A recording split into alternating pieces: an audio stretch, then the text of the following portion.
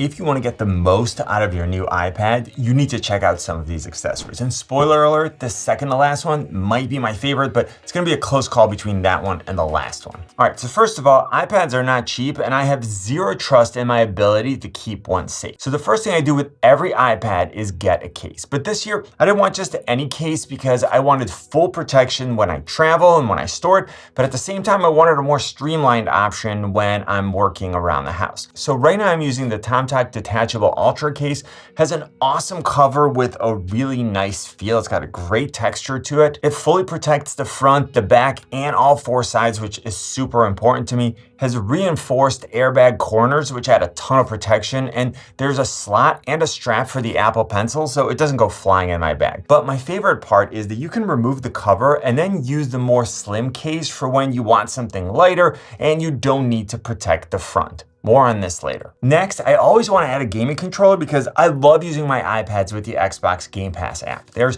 a ton of compatible options, and if you ever want a controller that no one else has, check out Colorware, which can design your accessories with your choice of colors or logos. Next, if you don't have a case or if your case doesn't allow you to change the angle, you need something to help prop your iPad. If you want a great, simple solution, get yourself a stand like this one. It's solid, it's completely adjustable, and it lets you position the iPad in just the right angle for you. There are a ton of great options at different sizes, and I'll link to a few in the description. With new features like Stage Manager, I like to expand the functionality of my iPad. If you want something compact, get yourself a USB-C hub. They give you things like a USB-C port for charging, USB port for compatibility with older accessories, an HDMI port if you want to use an external display, and then even a headphone jack so you can use a wired headphone or headset for gaming. My more advanced option is the stand hub for the iPad. This props the iPad, and with the attached USB-C cable, it gives me an HDMI out,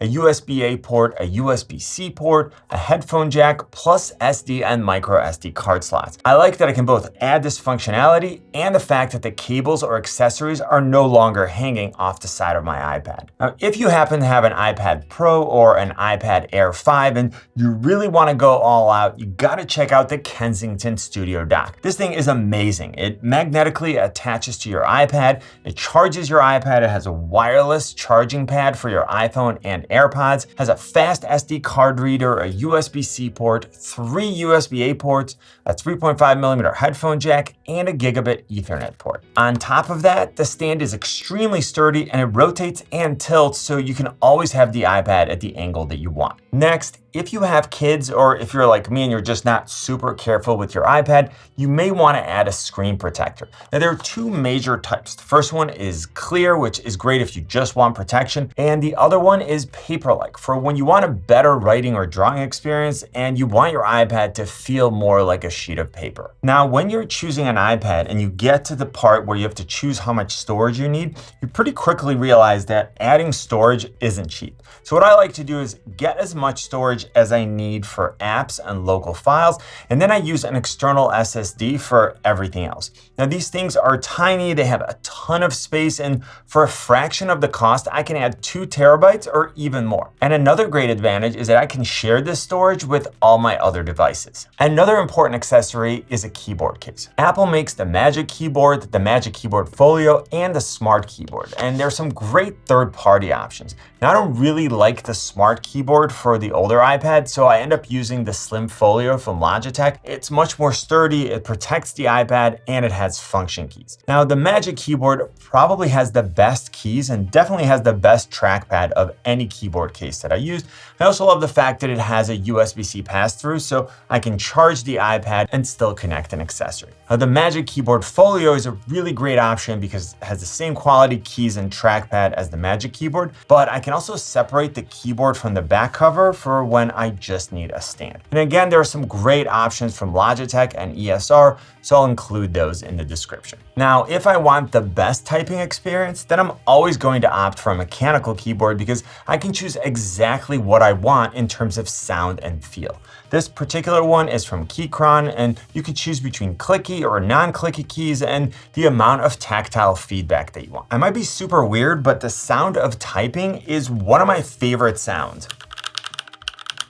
I don't know, for some reason I find it very soothing. Now, a lot of these keyboards also let you pair them with up to 3 devices, so you can quickly switch from your iPad to your main workstation. And speaking of that, if you want an even more complete desktop-like setup, go ahead and get yourself a mouse. My favorite mouse right now is the Logitech MX Master 3S. I've been using this lineup of mice for like 12 years now, I think, since the Performance MX. And what I really love about the MX Master 3S is that it's super comfortable, it has a ton of extra buttons, a couple of scrollers, and it really helps with my productivity. Also, if you want to save some money, you can pick up the previous generation one and it's still incredible. If you prefer a smaller, more portable, and less expensive mouse, then go ahead and check out the Logitech M350, which is also known as the Pebble. Now, if you've seen my battery drain test for the iPads, you know that I don't like worrying about running out of battery, which is why I use the next 2 items from Ugreen. So the first is the Nexo 200 watt charger. It comes with a power cable so I can run it to my desk. It gives me 4 USB-C ports and 2 USB-A ports. So for me, that means that I only need 1 charger on my desk, and I can charge my MacBook, my iPad, my iPhone, my Apple Watch, AirPods, and whatever Android phone I'm using at the time. It's super powerful, so it can even charge my 16-inch MacBook Pro in just an hour and a half, and it uses dual GaN chips, so it always stays cool, and I know that my expensive devices are protected. Next, when I'm on the go, I always have a power bank with me, and I want one that is high capacity,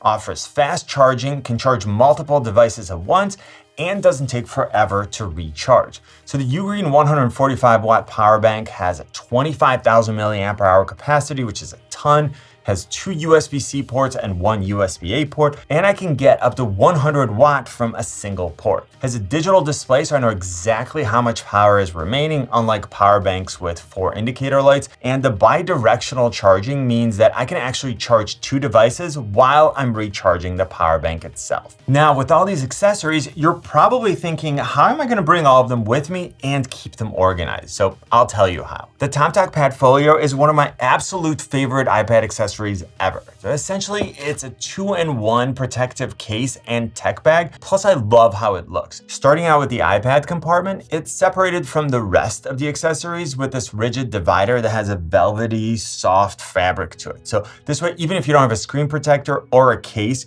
your iPad is completely protected. The compartment is also big enough to fit the iPad with the case that I showed you and even the Magic Keyboard. Next, when we flip the divider over, we see that on the back cover, there's a ton of elastic straps for different accessories. So whether you pick up the ones that I showed you or even different ones, it's a really versatile option. Now, finally, on the inside of the front panel, there's a large compartment that can house some of the larger accessories that I showed you, like the stand or the stand hub, and the hard shell exterior of the Padfolio adds even more protection from drops. It passed the military grade drop test and it's rated for a 5-foot drop. So as long as you don't go and play soccer with it, you should be fine. And just in case you spill anything on it, the Padfolio is wrapped in a water repellent fabric to protect your items, and it uses dual YKK zippers with really nice pulls. All right, so now we get to the iPad accessory that I use every single day, and it's the X36 from Kuju. I really have no idea how to say it. I hope that's even remotely close. Anyways, the X36 is a super useful foldable magnetic stand, and we have ours in the gym. The iPad just snaps to it, so there's no clamp to mess with. You can rotate it depending on which orientation you want, and you can tilt it up or down so it's always facing you. I also love the fact that I can easily adjust the height, so I can have the iPad at eye level whether I'm standing, kneeling, or on the ground. Now, originally, I wasn't sure that I was even going to use this stand, but it's so good and it's so versatile. I use it every day now and had to add it to this list. Remember that I have links in the description to all the products that I talked about. Now you should watch this comparison. Click on my face to subscribe. You know what I always say? Buy it nice or buy it twice. Good luck and see you soon.